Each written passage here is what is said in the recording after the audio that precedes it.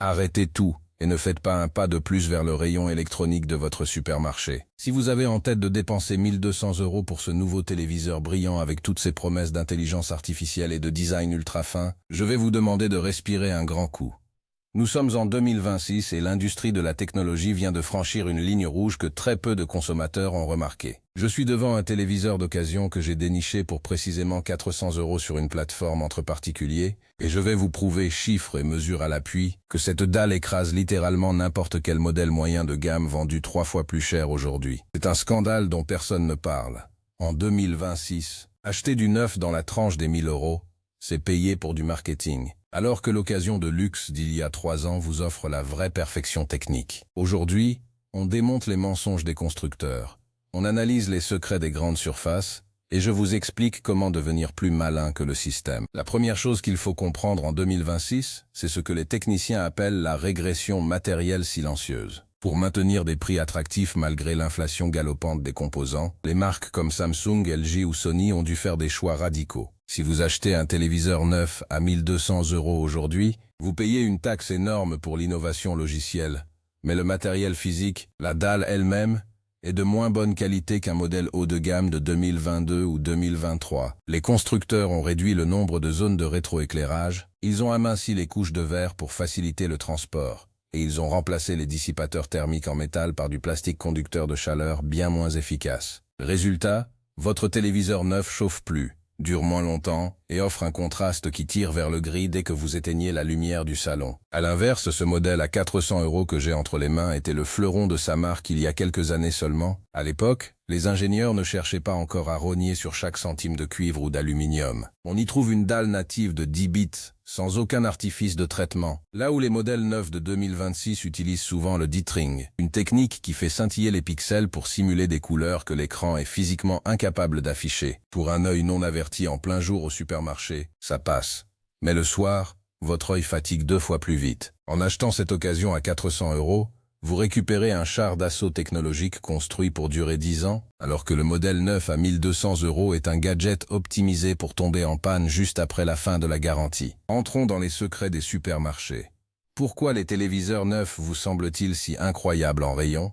C'est le piège du mode démo. En 2026, les écrans sont calibrés avec une lumière bleue agressive et une saturation poussée au maximum pour attirer votre regard comme un aimant. Au milieu des néons du magasin, un écran de mauvaise qualité peut paraître brillant, mais une fois chez vous, c'est la déception.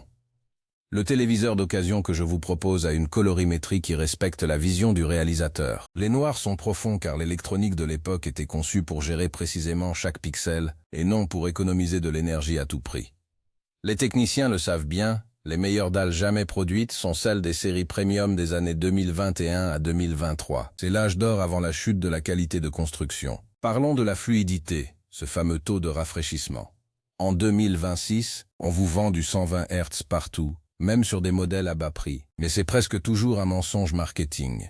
C'est une fluidité artificielle générée par un processeur qui invente des images au milieu et crée des erreurs visuelles que votre cerveau doit corriger, ce qui vous donne des maux de tête.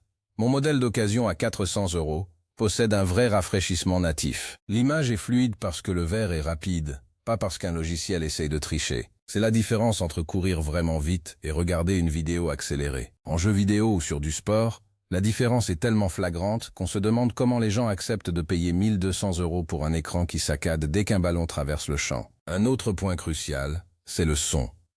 Regardez les téléviseurs neufs de 2026. Ils sont si fins qu'il n'y a plus aucune place pour des haut-parleurs dignes de ce nom. Le son est métallique, sans aucune basse, ce qui vous oblige à racheter une barre de son à 300 €. Les anciens modèles haut de gamme avaient encore des châssis un peu plus épais, permettant d'intégrer de vrais caissons de basse et une acoustique riche. Avec mon écran d'occasion, vous économisez non seulement sur le prix d'achat, mais vous n'avez même pas besoin d'ajouter d'accessoires audio pour profiter d'un film. C'est une économie cachée colossale que le vendeur du supermarché se gardera bien de vous dire. Beaucoup de gens ont peur de l'occasion parce qu'ils pensent que la Smart TV sera obsolète. C'est le plus grand mensonge de l'industrie. En 2026, n'importe quelle petite boîte de streaming à 50 € est plus rapide et plus complète que le système intégré de votre téléviseur, même le plus cher. Pourquoi payer 800 € de différence pour avoir une interface Netflix qui sera lente dans 2 ans?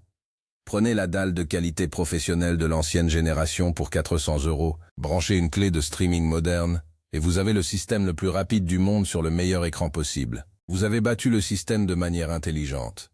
Il y a aussi la question de la durabilité environnementale. Produire un nouvel écran en 2026 demande une quantité astronomique de terres rares et d'énergie, alors que des milliers d'écrans premium dorment dans des salons de gens qui veulent juste la nouveauté pour la nouveauté. En récupérant ces pépites, vous faites un acte de bon sens financier et écologique. Mais attention, toutes les occasions ne se valent pas. Il faut savoir chercher les modèles qui coûtaient 3000 € à leur sortie. Ce sont ces téléviseurs qui possèdent les alimentations surdimensionnées et les processeurs de traitement d'image qui n'ont rien perdu de leur superbe. Analysons de plus près la gestion de la lumière. Les nouveaux modèles de 2026 abusent du format HDR pour vous éblouir. Ils poussent la luminosité à des niveaux qui brûlent les détails dans les zones claires. C'est de l'esbrouf. Un écran de qualité supérieure, comme celui que j'ai trouvé en occasion, mise tout sur la plage dynamique réelle. Il sait afficher du blanc brillant à côté d'un noir parfait, sans créer de halo dégueulasse autour des sous-titres. C'est ce qu'on appelle le blooming, et c'est le fléau des nouveaux téléviseurs à 1200 €. Pour économiser sur la fabrication, les constructeurs utilisent moins de LED à l'arrière, ce qui crée ces taches de lumière blanche sur les fonds sombres. Sur mon modèle haut de gamme de 2022, ce problème n'existe quasiment pas car la technologie était bien plus coûteuse à produire à l'époque. Les techniciens vous le diront tous, en 2026, la réparation est devenue presque impossible sur les nouveaux modèles. Tout est moulé, collé, intégré sur une seule carte mère fragile. Sur les anciens fleurons, on peut encore changer une carte d'alimentation ou un module Wi-Fi pour quelques dizaines d'euros. C'est une sécurité supplémentaire pour votre investissement de 400 €. Vous n'achetez pas un produit jetable. Vous achetez une pièce d'ingénierie qui a été conçue pour être le porte-étendard d'une marque. Ces appareils étaient les vitrines du savoir-faire des constructeurs, avant que la course au profit extrême ne gâche tout. Pourquoi les vendeurs de supermarchés ne vous conseillent-ils pas de regarder le marché de l'occasion? Parce qu'ils ont des quotas à remplir sur les nouveaux stocks. Ils utilisent des termes comme IA Upscaling 8K ou Quantum Dot Matrix pour vous embrumer l'esprit. Mais en réalité, l'œil humain atteint ses limites bien avant ces chiffres marketing. Ce qui compte vraiment, c'est l'uniformité de la dalle, la fidélité des couleurs et la profondeur des noirs. Et sur ces 3 points, un ancien modèle OLED ou mini LED de 2022 écrase n'importe quel écran LCD moderne de 2026 vendu à 1200 €. C'est une vérité physique implacable que les services marketing essayent de noyer sous des logos colorés. Regardez aussi la connectique. En 2026, pour économiser, les fabricants enlèvent des ports HDMI ou utilisent des normes bridées. Mon modèle d'occasion de luxe possède 4 ports HDMI 2 janvier complets, capables de gérer toutes les consoles de jeux actuelles et futures sans aucun compromis. Beaucoup de téléviseurs neufs à 1200 € n'en proposent que 2, vous obligeant à débrancher vos appareils tout le temps. C'est une preuve de plus que le prix élevé du neuf ne garantit plus la supériorité technique. On vous vend de la simplification sous couvert de minimalisme, mais c'est juste de l'économie de bout de chandelle. Le marché de l'occasion en 2026 regorge de personnes qui déménagent ou qui veulent simplement le dernier cri sans comprendre la technologie. Vous pouvez trouver des modèles qui n'ont que 1000 heures d'utilisation, ce qui est dérisoire pour un écran moderne.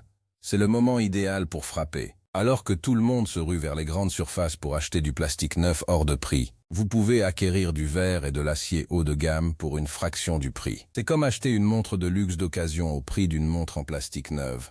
La valeur réelle n'est pas comparable. Parlons de la fatigue oculaire. C'est un sujet que les marques évitent soigneusement en 2026. Pour paraître plus lumineux en rayon, les nouveaux téléviseurs utilisent une technique de rafraîchissement des LED très rapide mais fatigante pour le nerf optique. On appelle ça le PWME. Les anciens modèles haut de gamme utilisaient des circuits de gradation beaucoup plus sophistiqués et stables. Si vous passez beaucoup de temps devant vos films ou vos séries, la différence de confort visuel entre une dalle à 400 € de qualité premium et une dalle neuve à 1200 € est phénoménale. Vous finirez vos soirées avec les yeux reposés, et non avec cette sensation de brûlure si commune avec les écrans bas de gamme modernes. En 2026, le design ultra fine est devenu l'argument numéro 1. Mais la minceur extrême est l'ennemi de la qualité d'image. Elle empêche une bonne diffusion de la lumière et favorise les fuites lumineuses sur les bords de l'écran. Mon téléviseur d'occasion est peut-être 1 centimètre plus épais. Mais ce centimètre sert à loger une structure de rétroéclairage robuste et uniforme. C'est le secret que les constructeurs vous cachent. Ils sacrifient la performance visuelle sur l'autel de l'esthétique pour que le téléviseur soit plus joli dans votre salle à manger, même si l'image est médiocre. Ne tombez pas dans ce piège esthétique. La vraie beauté d'un écran, c'est quand les lumières s'éteignent et que l'image vous transporte. Beaucoup s'inquiètent de la garantie. Mais sachez qu'en 2026, La plupart des pannes majeures de fabrication surviennent dans les 6 premiers mois. Si un téléviseur a fonctionné parfaitement pendant 3 ans chez son premier propriétaire, il est probable qu'il continuera de le faire encore très longtemps. À l'inverse, avec un modèle neuf, vous essuyez les plâtres des nouveaux processus de fabrication de plus en plus fragiles. Les techniciens voient arriver en réparation des modèles de 2026 qui n'ont que 8 mois de vie parce qu'une soudure a lâché sous l'effet de la chaleur excessive confinée dans un boîtier trop fin. L'occasion haut de gamme est paradoxalement souvent plus fiable que le neuf moyen de gamme. Un autre secret de l'industrie concerne les télécommandes. En 2026, les télécommandes fournies avec les écrans à 1 200 € sont souvent des bâtons de plastique légers et fragiles. Les anciens fleurons étaient livrés avec des télécommandes en aluminium, rétroéclairées, avec une sensation de solidité incroyable. C'est un détail, mais cela montre le niveau de soin apporté au produit dans sa globalité. Tout était fait pour justifier le statut de produit de luxe. Aujourd'hui, on vous traite comme un simple numéro dans un tableur Excel de rentabilité. Comment trouver ces pépites en 2026 ?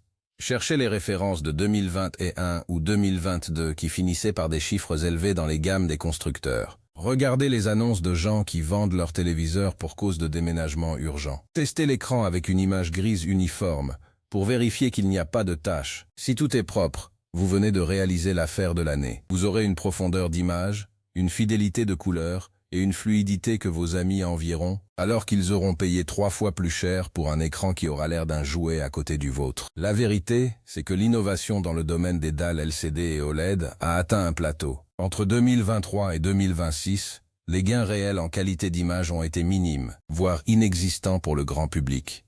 Ce qui a progressé, c'est la capacité des marques à fabriquer ces écrans pour moins cher tout en vous les vendant au prix fort. C'est la définition même de la régression masquée.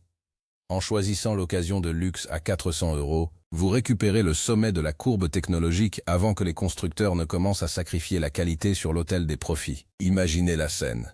Vous invitez vos proches pour une soirée cinéma. L'image est si parfaite, si stable, si immersive que tout le monde vous demande combien vous avez payé ce monstre. Quand vous direz 400 €, personne ne vous croira. Ils sortiront leur téléphone pour comparer avec le prix du modèle qu'ils ont vu au supermarché l'après-midi même, et ils réaliseront qu'ils s'apprêtaient à commettre une erreur coûteuse. C'est ça, la puissance de l'information. C'est savoir que les chiffres sur l'étiquette en magasin ne sont pas là pour vous guider, mais pour vous séduire.